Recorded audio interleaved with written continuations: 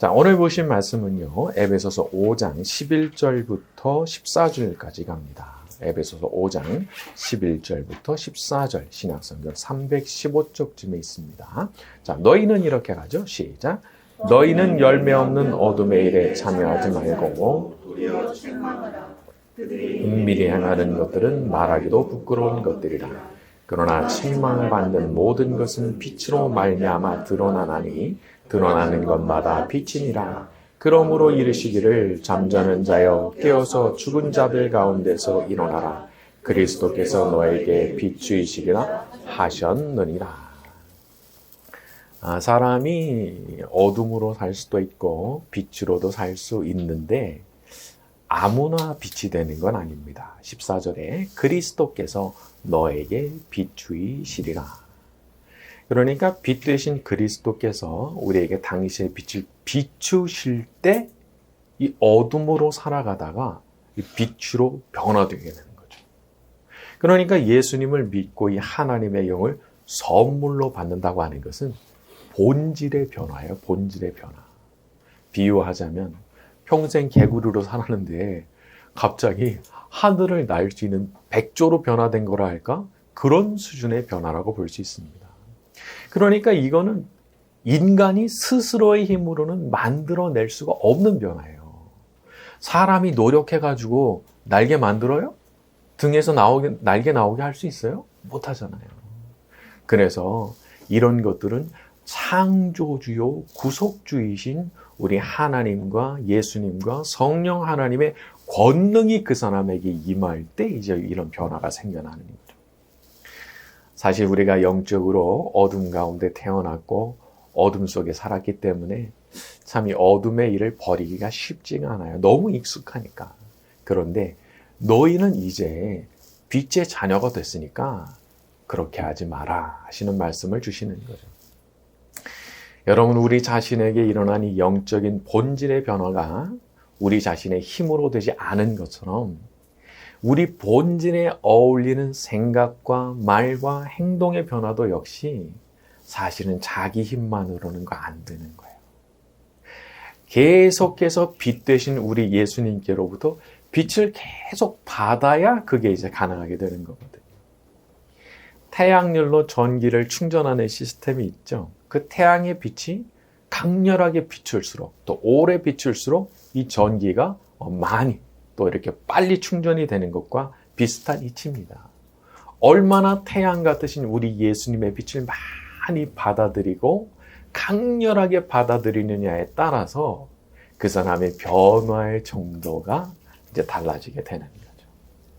그래서 우리가 기도하는 가운데도 항상 우리의 빛 대신 예수님의 얼굴을 구해야 됩니다. 주의 빛을 제게 비추소서. 주님의 그 얼굴빛을 제게 비추어 주십시오. 이런 기도를 참 많이 해야 돼요. 여러분, 많은 이제 분들이 기도를 하실 때 이제 문제 자체에 몰입하는 기도를 많이 하십니다. 일단 다급하니까 문제밖에 안 보이는 거예요. 그래서 문제를 놓고 계속 기도하잖아요. 그러면요, 어느 순간 마음이 곤고해집니다. 내가 뭐 하고 있지? 그런 생각이 드는 거예요. 그래서 우리는 언제나 그런 기도를 드리기도 하지만은 저 너머에 계시는 우리 예수님의 얼굴을 구하는 기도를 훨씬 많이 해야 되는 거예요. 그래야 예수님을 통해서 그 문제도 해결되는 거지. 문제만 막 붙잡고 있는데 예수님 어디 가셨냐 말이에요. 그러니까 이거는 조금 이제 문제가 있는 기도라고 볼 수가 있죠. 그래서 우리 예수님의 얼굴을 탁 바라보는 그 기도를 할 때 오히려 그때 평안이 밀려오고 그때 근심이 물러가고 그때 문제 해결이 쉽게 되는 줄로 믿습니다. 자, 그래서 이런 것들이 자기 자신을 변화시키는 것도 이렇게 예수님의 빛을 계속 받아야 이제 가능하다는 거죠. 자, 우리 에베소서로 돌아가서 15절과 16절 같이 읽습니다. 그런즉 시작. 그런즉 너희가 어떻게 행할지를 하지 말고 오직 지혜 있는 자같이 하여 세월을 아끼라. 때가 악하니라. 자, 학자들은 여기서 지혜 있는 자 없는 자라는 이 표현이 구약 성경에서부터 딱 보기도 해요. 왜냐하면 잠언이나 욥기 같은 데를 보면은 지혜 있는 자, 지혜 없는 자 이런 표현이 많이 나오기 때문에. 그런데 거기 나오는 지혜 없는 자, 지혜 있는 자의 기준이 뭐냐? 하나님을 경외하고 하나님의 말씀을 따라서 사느냐 살지 않느냐. 이게 그 기준이 되는 거예요. 아무리 겉으로 볼 때 잘 되는 것 같고 성공한 것 같아도 하나님 경외하지 않으면 한순간에 무너지는 거라는 거예요. 온 세상이 하나님 다스리고 계시는데 하나님 경외할 줄 모른다. 순식간에 망할 수 있다는 거죠. 또 세상적으로 볼 때 아주 똑똑하고 수완이 좋아가지고 요거 하나님 기뻐하시지 않을 만한 일들을 자꾸 하면서 그 방식으로 이기는 분들이 있어요. 너무 수완이 좋아요. 그래서 하면 안 되는 일이지만 싹싹 피해가지고 잘 피해가지고 그걸 딱 이겨요. 그런데 그런 것도 이 성경의 관점에서 볼 때는 지혜가 없다는 거예요. 결국은 하나님 앞에 다 불려가는데 다 불려가서 자기가 어떤 방식으로 살았는지가 그냥 다 드러나게 되는 건데 이걸 생각하지 않고 사는 것이 지혜가 없는 삶이다. 그렇게 말을 하는 거예요. 이 세상살이라고 하는 것은 어쩌면 머릿속에서 하나님 싹 배제하고 살면요.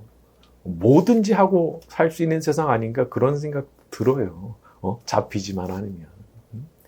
그런데 살아보라는 거죠. 그러고 싶으면 그래 보라는 거죠. 어떤 결과를 가져오게 되는지. 이거 나중에 완전히 낭패를 당하는 일이 생겨날 수 있는 거거든요. 그래서 너희는 어리석은 자 되지 말고 지혜 있는 자가 되라 말씀하신 거예요. 자, 요약하자면 지혜로운 사람에게는 두 가지 특징이 있는 겁니다. 첫째는 겸손해요. 하나님 두려워할 줄 알고 자기를 낮춥니다. 하나님 두려워할 줄 아는 사람이 자기 낮추는 거예요. 이거 없으면 사람이 얼마나 건방져지는지 몰라요. 갑질 왜 해요? 무서운 게 없어서 갑질하는 거예요. 그거는. 그런데 하나님은 그런 사람 안 좋아하시거든요. 다 자세를 낮추고 나도 하늘의 상전이 계시기 때문에 내가 잘해야 된다. 그런 생각하는 사람을 우리 하나님께서 기뻐하시는 거죠. 그리고 우리 하나님은 언제나 어떤 사람을 높이 평가하시는 거예요? 자기를 낮출 줄 아는 사람을 높이 평가하신다는 거예요. 두 번째는 하나님의 말씀을 따라서 정도를 걷는 사람입니다. 술수를 쓰지 않아요. 굳이 하나님 기뻐하시지 않는 방법으로 이기려고 안 해요. 내가 차라리 지면 졌지 나 하나님 기뻐하시지 않는 방법으로 나 이기려고 안 한다. 이야, 이런 사람 하나님께서 눈여겨보실 수밖에 없는 거예요. 다윗 같은 사람 그렇게 해서 이긴 거잖아요. 하나님 기뻐하시지 않는 방법으로 내가 지금 즉시 사울 처단하고 왕 되는 거 나 원치 않는다. 대단한 결심이에요. 대단한 결심. 그걸 2번을 합니다. 2번을. 그러니까 이게 세상적으로 보면 다 바보 같아 보이는 일인 거죠. 아, 너는 그냥 평생 그렇게 겸손하게 사세요. 이렇게 조롱을 할 수도 있고. 아니, 이렇게 쉬운 일을 냅두고 너 뭐 하는 거야? 그렇게 말할 수도 있겠지만은 우리는 그렇게 안 해요. 왜냐하면 하나님께서 살아계시다는 사실 우리는 믿잖아요.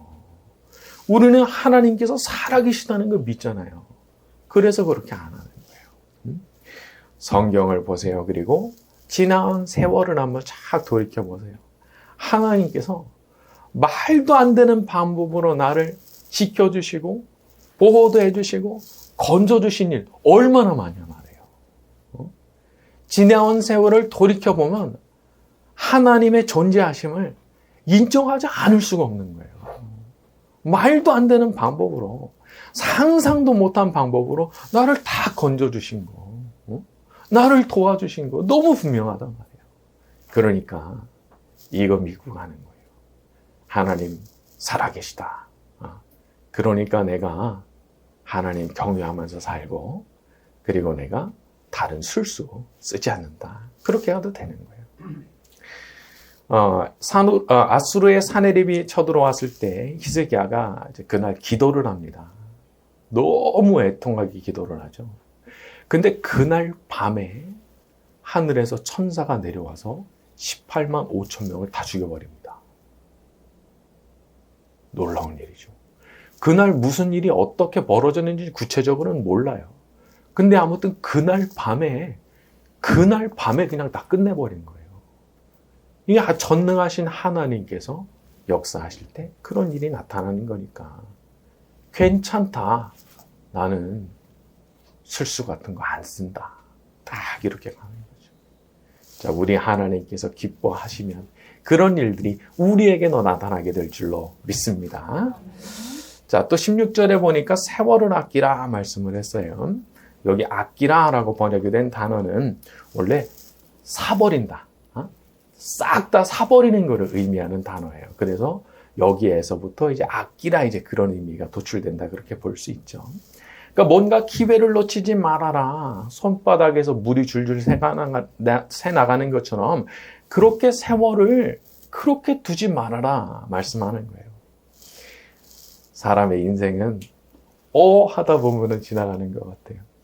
정신 차려보면 훅 지나가 있고, 정신 차려보면 훅 지나가 있고, 그러니까 정신 안 차리면 그냥 막 지나가는 거예요. 특히 우리가 그래서 이 시간을 아껴야 되는데, 특히 우리가 시간을 좀 써야 되는, 아주 의식적으로 시간을 써야 되는 게 전 두 가지를 꼽아요. 하나는 예배고, 하나는 기도입니다. 정기적으로 자기의 삶의 한 토막을 딱 내가지고 예배의 자리에 나오는 거 너무 귀한 거예요. 이거 하나님 정말 존중하는 자세입니다. 하나님 존중 안 하는 사람은 그렇게 안 해요. 하나님을 딱 존중하고 살기 때문에 그렇게 하는 거죠. 잘 오셨습니다. 하나님께서 기뻐하실 거예요. 자, 또 하나는 기도예요. 이것은 두말할 필요도 없죠. 세상에서 제일 많이 낳는 장사가 기도입니다. 기도. 무슨 자본이 필요해요? 앉아있기만 하면 되잖아요. 앉아있기만.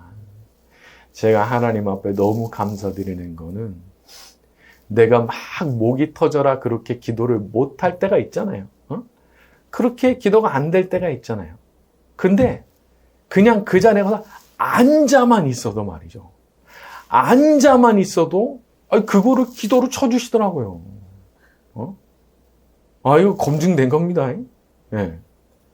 기도가 잘 된 것도 아니에요. 안 되니까 내가 죽겠어서 못 물러가고 그냥 앉아 있었는데, 그거를 기도로 쳐주시더라고요. 그래서 하나님께서 딱 보실 때 어느 수준이 채워졌다 하시는 시점이 딱 오잖아요. 갑자기 마음속에 뭐가 막 밀려와요. 막 평안이 밀려와요. 확신이 밀려와요. 보고 딱 아는 거예요. 하나님께서 내게도 받아주셨구나. 그래서 이 기도라고 하는 게 정말 수지 많은 장사가 되는 거죠. 자, 그런데 여기서 한 가지는 있어야 됩니다. 그것은 해야 되겠다 딱 결심하고 피곤해도 힘들어도 그 자리에 딱 앉아 있어야 되는 거예요. 그 자리에 앉아 있어야 되는 거예요. 기도해야 되는데 그건 기도가 아니에요. 그냥 와서 앉아 있는 거예요. 앉아 있는 거예요. 제가 어릴 적만 해도 참 그런 간증이 많았어요. 밤새도록 담요 뒤집어 쓰고 교회 마룻바닥에서 밤새도록 기도하고 그러다 응답 받았다. 또 산에 올라가가지고 이제 소나무 뿌리 잡고 막 흔들다가 그 뽑힐 때까지 기도하다가 응답 받았다. 배가 아프도록 소리 지르면서 부르짖어서 기도하다가 응답 받았다.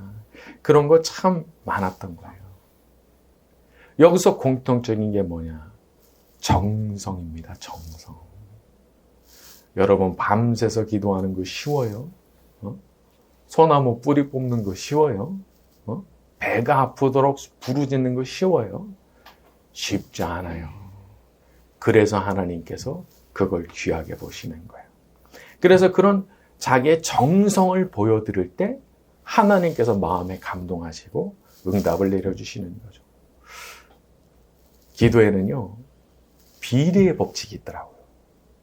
고생한 만큼, 수고한 만큼, 애쓴 만큼 큰 응답이 오는 거더라고요. 작게 기도하죠? 작은 응답 와요. 큰 기도하죠? 큰 응답 오는 겁니다. 그래가지고 1시간 기도보다는 2시간이 낫고요. 하루 기도하는 것보다는 한 열흘 기도하는 게 더 나아요. 그리고 뭐 수시로 기도한다 이런 것보다 작정하고 기도한다. 훨씬 나은 겁니다. 그래가지고 우리가 지금 이제 3주나 작정을 한 거예요. 3주나. 이거는 사람 보는 거 아니에요. 나 하나님 보여드리는 거야. 하나님. 하나님께서 날 좀 예쁘게 봐주시기를. 그걸 놓고 기도하는 거예요. 그럴 때 이제 하나님께서 이제 선물을 이제 안겨주시는 거죠. 그래서 우리가 아주 수고하면서 애를 쓸 때 분명히 그에 비례해서 하나님의 큰 응답이 우리에게 주어지게 될 줄로 믿습니다. 자, 우리 17절로 갑니다. 그러므로 시작. 그러므로 어리석은 자가 되지 말고 오직 주의 뜻이 무엇인가 이해하라. 네.